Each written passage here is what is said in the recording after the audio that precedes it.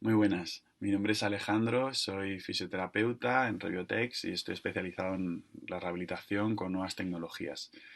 Y nada, el propósito de este vídeo es dar a conocer el EXO de Exo Bionics y pues bueno, el que conozcáis los pormayores de cómo funciona el dispositivo, cuáles son los pacientes Diana, cuáles son los objetivos que perseguimos, las grandes diferencias entre exoesqueletos y pues bueno, un poco eso, hacer un poco más accesible toda esta información.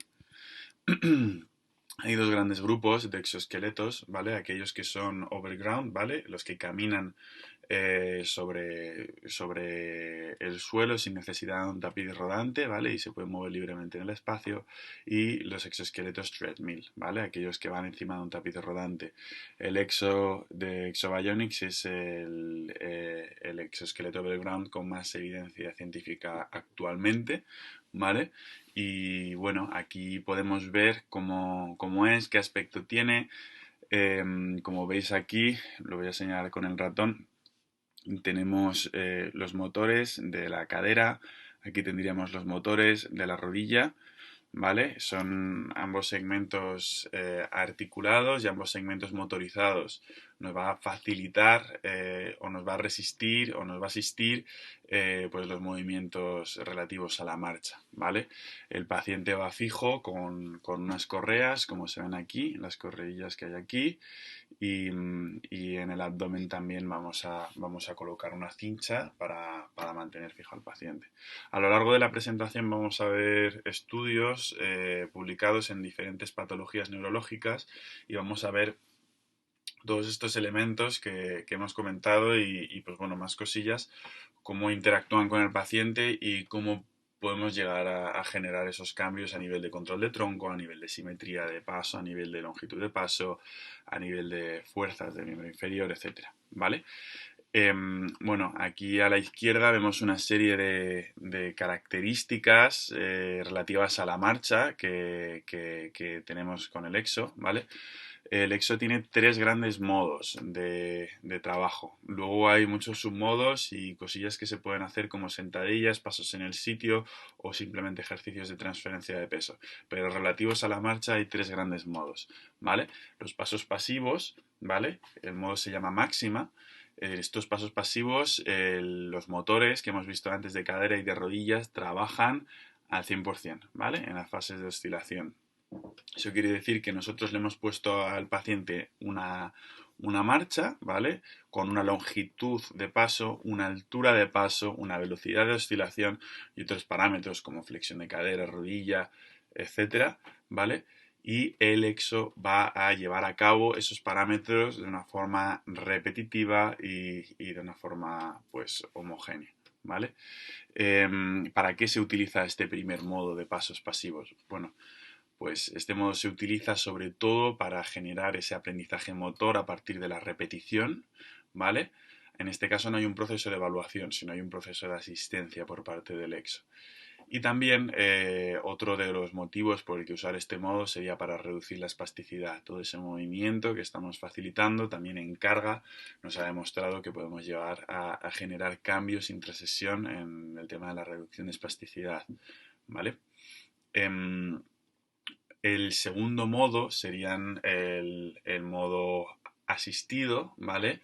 En el EXO se llama modo adaptativo, ¿vale? En el cual el EXO lo que va a hacer es evaluar. En cada paso va a evaluar esos vectores de fuerza, en qué direcciones se están llevando a cabo y va a generar como una pequeña mini evaluación en cada paso para ayudar lo mínimo necesario para que se efectúe el paso, ¿vale? En este caso, estamos recibiendo información de lo que está haciendo el paciente y de lo que está haciendo el EXO, ¿vale?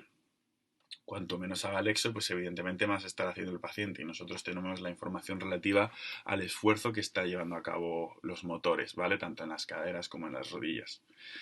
Este es un modo que se utiliza básicamente para, una vez ya hemos integrado un poco ese modo pasivo, ya queremos fomentar un poco más esa actividad, esa colaboración por parte del paciente, pues podemos programar este modo. El tercer modo serían, lo he llamado resistidos, lo he puesto entre comillas o entre interrogantes, porque nosotros, una vez sabiendo qué fuerza es capaz de hacer el paciente con esos pasos asistidos que hemos dado previamente, vamos a poder techar el esfuerzo que queremos que haga el EXO para llevar a cabo esos pasos, ¿vale? Si el paciente, por ejemplo, si el EXO nos dice que el paciente está haciendo X, ¿vale? Nosotros le decimos al EXO, vale, pues no hagas más de X, ¿vale? Y en ese caso lo que estamos haciendo es trabajar sobre el límite, sobre la capacidad máxima del paciente. Estamos promoviendo esa actividad intensiva, ¿vale? Esos ejercicios de fuerza. Además, nosotros, todos esos parámetros que hemos dicho de longitud, altura de paso, velocidad de oscilación, esto se va a mantener en los tres modos. De tal forma que si el paciente quisiese sacar el paso sin esa altura de paso, el EXO va a resistir todas esas trayectorias que se alejan del movimiento que para nosotros como clínicos hemos planteado como fisiológico, ¿vale? Y bueno, más allá de eso, el EXO es un dispositivo único en el trabajo de transferencias de peso. Si alguno ha escuchado o ha visto en directo un EXO, va a haber visto probablemente que se suelen escuchar dos pitiditos. Estos son relacionados con la transferencia de peso, ¿vale? Cuando nosotros hemos llegado con el pie que se está apoyando, con el pie de apoyo, lo suficientemente hacia anterior como para que el EXO esté preparado para dar el paso, nos va a sonar un pitido. Cuando nosotros hemos llegado lo suficientemente al lateral, va a sonar otro pitido. Y hasta que no suenan esos dos en el proceso de aprendizaje del paciente, llevar el EXO o el clínico no va a dar el paso, ¿vale? Esto es un trabajo que va a tener que hacer activamente siempre el paciente, el ejercicio de transferencia de peso, y siempre lo va a hacer desde el segmento más caudal. Si el paciente es capaz de controlar miembro inferior, pues desde ahí. Si el paciente es capaz de controlar tronco, pues la transferencia de peso lo va a hacer desde ahí, ¿vale? Desde el segmento más caudal. Y bueno, esa asistencia que hemos dicho es relativa a la oscilación, ¿vale? Relativo al apoyo, también tenemos parámetros de asistencia. En definitiva, el EXO es una herramienta para caminar, ¿vale? En clínica y nos va a facilitar pues mejorar todas esas compensaciones, ¿vale? Me he adelantado un poquito a esta diapositiva, que es qué ventajas, qué beneficios esperamos, ya nos lo podemos imaginar. Al final nosotros lo que estamos haciendo es reproducir esos pasos, ¿no? A una altura, a una longitud, a un tiempo determinado, con el objetivo de que esa repetición y ese aprendizaje motor se trasladen hacia la vida, hacia la vida diaria, ¿no? Hacia los pasos que damos sin el EXO. Y, y bueno, ya sabéis que una de las ventajas de las nuevas tecnologías para la rehabilitación es aquel registro de datos objetivos, ¿no? Estamos obteniendo esa media de los últimos 5 pasos durante sesión de lo que está haciendo el paciente. Al terminar la sesión nosotros vamos a tener el número de pasos, vamos a tener el tiempo que ha llevado el paciente, que ha estado el paciente de pie, que ha estado el paciente caminando, vamos a tener la media de los últimos 60 pasos, que es lo que ha estado haciendo el paciente en oscilación, que es lo que ha estado haciendo el paciente en apoyo, y podríamos ver si el EXO ha ayudado más o menos que en sesiones anteriores, ¿vale? Porque nos registra una media.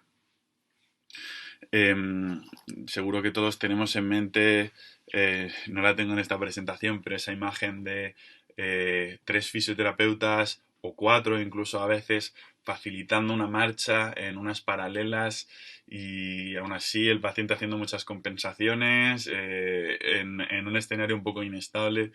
Pues una de las ventajas que nos aportan las nuevas tecnologías es esto, ¿no? Aquí, como veis en esta foto, realmente hay un terapeuta y el EXO. Y realmente, excepto en aquellos pacientes de mayor difícil manejo, no es necesario más, ¿vale? Más allá del fisioterapeuta y del EXO, ¿vale? Y bueno, tenemos una continua retroalimentación por parte del EXO que nos está indicando, nos está facilitando al terapeuta pues información tal como tenemos que levantar más una pierna, tenemos que estirar más una pierna, cosillas que igual tal vez son complicadas de ver desde atrás, ¿no? Como veis el fisioterapeuta se ubica detrás y hay uno, si hay dos, pues normalmente hay uno delante con el mando y otro detrás controlando al EXO, controlando al paciente. Y, y, y pues eso, estamos teniendo continuamente feedback. La neuroplasticidad es una palabra clave, ¿no? Es una palabra canon en todas las presentaciones y bueno, es que es algo que es importante mencionar, ¿no? Al final nosotros estamos hablando de algo tan relevante como el entrenar la marcha, el reeducar la marcha, el corregir la marcha, el reaprender, ¿no? La marcha y para eso requerimos cambios neuroplásticos adaptativos, ¿vale?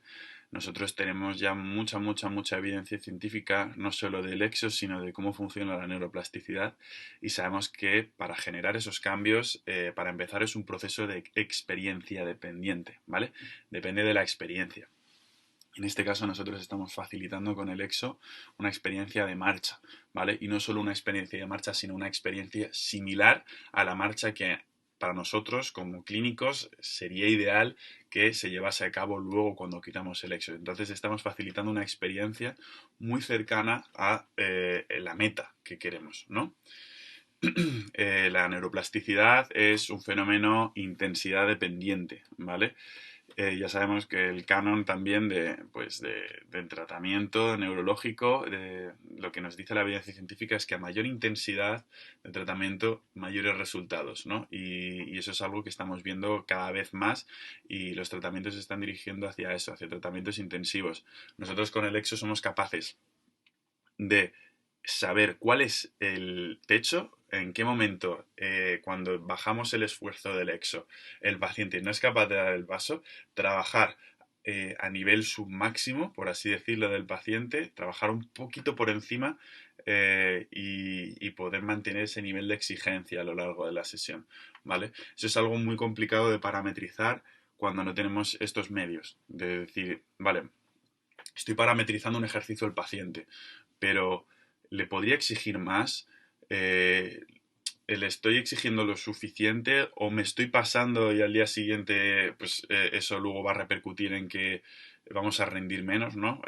Por haber sobreentrenado, pues esas cosas nosotros las parametrizamos y las controlamos de una forma muy fácil, ¿vale? La neuroplasticidad es un proceso competición dependiente, ¿vale? Este es algo inherente a la motivación. Nosotros después de cada sesión normalmente le damos un feedback al paciente, siempre le estamos dando a lo largo de la sesión, ¿no? Pero lo que muchas veces se queda al paciente es cuántos pasos hemos dado, ¿no? Pues hoy he dado 300 pasos y pues bueno, pues la semana que viene o mañana o pasado mañana pues quiero dar un poquito más de 300, ¿no?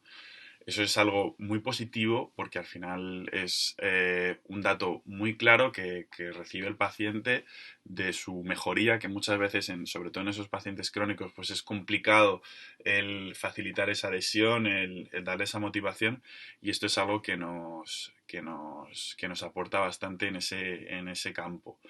No obstante, está el otro lado, que es el no centrarnos solo en eso, ¿no? Porque evidentemente una sesión no se basa en dar más pasos, una sesión se basa en dar pasos eh, adaptados a cada paciente y el intentar que sea un reto y el dar mejores pasos y no más, ¿no? Si nosotros le exigimos más al paciente, poniendo el exo más pasivo, por así decirlo, o sea, reduciendo la ayuda que da el EXO, pues evidentemente o vamos a mantener el número de pasos o vamos a reducir, ¿no? Entonces, pues eso también hay que tenerlo en cuenta, ¿vale? La repetición, ¿no? La neuroplasticidad es un proceso dependiente, ¿no? Y el realizar ese gesto repetitivo fomenta ese aprendizaje, ¿no? Y el tiempo dependiente, ¿no? Al final, nosotros a lo largo de una sesión, pues somos capaces de dar en función del paciente, ¿no? Pero entre 300 y 1000 pasos, ¿no? El hecho de estar en tan poco tiempo, en una ventana de tiempo, dar esa exposición, dar esas repeticiones, dar esa intensidad, pues nos hace un poco el abarcar todo, ¿no? El abarcar todas estas esferitas que son esos condicionantes de la neuroplasticidad. ¿Qué pacientes son candidatos a usar el EXO? Pues bueno, esto es la evidencia que hay acerca de pues, los pacientes, el tipo de pacientes que has usado, ¿no? En lesión medular e ictus, pues son los pacientes que más evidencia hay porque pues epidemiológicamente pues también hay más pacientes con ictus, tal vez también hay más pacientes lesionados medulares que con esclerosis múltiple y bueno, pues sabemos que ahí pues siempre va a haber más evidencia. No obstante, también hay mucha evidencia alrededor de la esclerosis múltiple, traumatismos craneoencefálicos y parálisis cerebral también hay cada vez más evidencia. Al final nosotros tenemos que tener en cuenta que el EXO es una herramienta de marcha. Hay una serie de contraindicaciones que diremos más adelante, que no son nada restrictivas en general. Pocos pacientes se ven excluidos del EXO en realidad. Pues bueno, alteraciones neurológicas como un Guillain-Barré o otras patologías también son candidatas a la utilización del EXO si no cumplen, o sea, si cumplen con las indicaciones y no hay contraindicaciones formales para llevarlo. ¿Vale?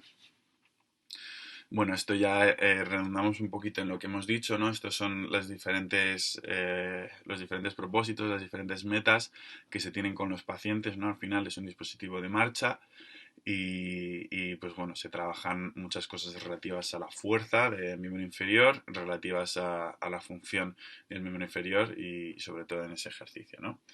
Uno de los cambios que más se encuentran los pacientes es intrasesión, porque con el EXO se notan cambios intrasesión el primer día, nada más ponerlo, es esa verticalización, ¿vale? El paciente se ve mucho más recto, se ve mucho más erguido gracias al haber estado expuesto 15, 20, 30 minutos al dispositivo, ¿vale? Me gustaría compartir algunos estudios de las patologías que hemos mencionado, que ya hay bastantes estudios, y para que tengamos así como una perspectiva global de pues, dónde está la evidencia científica actual alrededor de este dispositivo. En lesionados medulares, ¿vale? Se puede utilizar a partir de lesiones medulares completas de C7 para abajo. C7 es importante por la integridad del tríceps. El tríceps es clave para poder utilizar algún dispositivo de apoyo durante el trabajo con el EXO, ¿vale? ¿Y con qué motivo se utiliza el EXO en pacientes que no tienen motricidad a nivel miembro inferior ni hay aspiración de conseguirla? Pues hemos visto que hay un trabajo muy completo a nivel de tronco, ¿vale? En este estudio, de hecho, esto es una comparación entre el EXO y el Locomat, entre ese exoesqueleto Overground y ese exoesqueleto Treadmill, esos dos grandes grupos que dijimos al principio de la presentación, ¿no? Pues en este caso el EXO pues se ve que genera una activación de tronco muy grande y que es un dispositivo indicado para este tipo de pacientes para trabajar esa variable en concreto. Además de los beneficios inherentes a bipedestar y a movilizar esos miembros inferiores, ¿vale? Este es otro estudio de ictus. De ictus hay muchos estudios, ¿vale? Este lo he incluido para que veamos un poquito en qué esperamos mejorar y cuál es la dosimetría de trabajo recomendada con este dispositivo, ¿vale? Esto es un estudio tras 12 sesiones de EXO, ¿vale? Tras 12 horas realmente de EXO en total. Y la dosis ha sido pues 3 sesiones por semana, ¿vale? Evidentemente, si subimos un poco más la dosis, podemos aspirar a conseguir mayores resultados, ¿vale? Eso es una conclusión de este estudio también. ¿Y qué obtenemos? Pues mejorías en test funcionales, en test de marcha, ¿vale? En el 10 minutes walking test y en el, o sea, 10 meters walking test, el de 10 metros de caminata, y el de 6 minutes, 6 minutos de caminata, ¿vale? Este es un estudio un poquito más analítico en el que no solo valora esas variables funcionales, ¿no? Que son esos test que nosotros utilizamos de forma asiduo en clínica, sino que además está evaluando patrones de activación electromiográfica. Nosotros sabemos que la marcha es un proceso muy complejo y nosotros ya tenemos muy claro cuál es el patrón que tenemos que conseguir, ¿no? De marcha sabemos cuándo se activa el tibial anterior, cuándo se activa el gemelo, cuándo se activa la diferente musculatura implicada, ¿no? en la marcha. Y en este caso se estudia cómo interactúa la rehabilitación con el EXO en ese patrón de activación electromiográfica, ¿vale? Y se ve el pre-post y se ve que efectivamente gracias al EXO estamos facilitando ese reaprendizaje, esa reestructuración, esos cambios neuroplásticos y se está normalizando, se está acercando hacia un patrón fisiológico, ¿vale? Aquí compartimos otro estudio de lesión medular, únicamente para que veáis esa dosimetría también, ¿no? De intervención de 3 días por semana, 6 semanas, y en este caso no solo es esa variable de control motor, sino de intensidad de dolor, ¿vale? No nos sorprende, ¿no? Al final, el EXO es un dispositivo que nos hace hacer ejercicio. O sea, además es un ejercicio intenso. Realmente los pacientes muchas veces nos llaman para comentarnos eso, de que experimentan agujetas después de la sesión, ¿no? Y es algo que muchas veces hasta no están del todo familiarizados con las agujetas o hacía mucho tiempo que no lo sentían, ¿no? Pero es algo que nos llama mucho la atención y que a mí siempre me llama la atención de eso, ¿no? De que llegamos a generar DOMS, ese dolor miofascial post ejercicio. Hay muchos estudios también, incluso publicados en España, sobre la esclerosis múltiple, y hay varios centros en España donde se utilizan exclusivamente en este tipo de pacientes, ya que tenemos evidencia de que conseguimos esa reducción de fatiga, además de las variables relacionadas con la marcha, con esa simetría del paso, con esa velocidad de marcha, ¿vale? Pues esa variable que nos preocupa tanto en pacientes con esclerosis múltiple como es la fatiga también se ve reducida, ¿vale? En este caso es un estudio en parálisis cerebral y vemos cómo se modifica esa estática de marcha, ¿vale? Antes y después de la terapia. Aquí tenemos evidencia científica de esos cambios neuroplásticos adaptativos, ¿vale? Otra vez en pacientes con ictus y antes estábamos hablando de esos patrones de activación, ¿no? Estábamos hablando de la periferia, ¿no? De esos cambios que se generan en la periferia. Evidentemente, pues este estudio se basa en la premisa de que si hay cambios en la periferia, pues también deben haber cambios centrales, ¿no? Y aquí efectivamente se ve ese cambio en la actividad frontoparietal, en la excitabilidad corticoespinal, ¿vale?